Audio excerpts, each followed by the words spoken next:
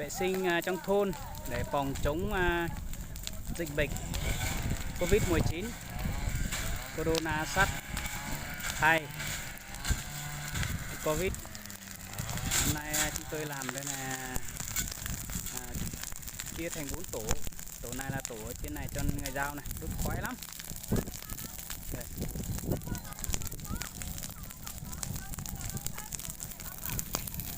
Nham rất đông. Ây giời, vất vả quá nhỉ. Vệ sinh thôn vất vả quá. Để hỏi tí cậu xem nào. Cái này là anh em làm cái gì đấy? Anh em hôm nay thôn tập trung dọn đường cho sạch sẽ, cho đẹp thôn. Vậy là còn cái gì nữa? Phòng chống cái bệnh gì đó? Phòng chống bệnh Covid. Covid-19. Vậy hả? Vâng, cảm ơn bạn nhá. Đây, anh em rất đông này. Đấy, toàn là phụ nữ cầm máy để phát đây. Xoáy qua anh em ạ. Xoáy qua các bạn ơi. Đấy, rất đông người kia. Anh em kia nhiều người lắm. Đã vừa phát vừa đốt sảnh, dọn vệ sinh. Không sao đâu. Chắc không cháy được đâu. Cháy vào cái nhà kia nhỉ. Khói lắm. Em vừa dọn vừa đốt. Rồi trên tay tôi đang cầm cái que để dọn vệ sinh này, đeo vào tai.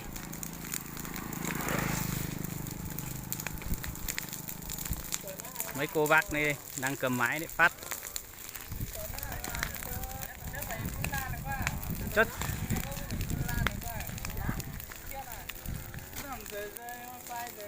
Cái gì à?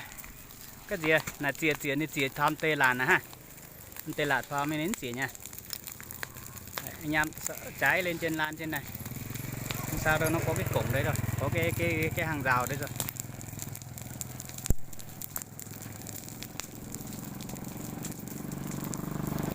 Tổ trong thôn đấy. Vừa phát vừa đốt này. Ôi khoái lắm.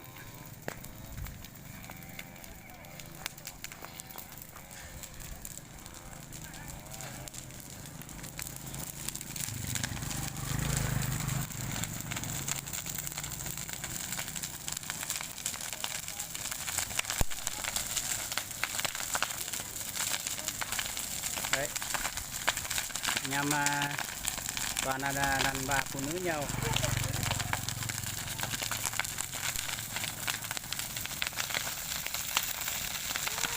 Thôi, clip mình để xem kết thúc ở đây nhá. Anh em xem toàn quốc, toàn thế giới là để phòng chống bệnh Covid-19 nhá. Xin chào các bạn, xin hẹn các bạn clip để sau nha.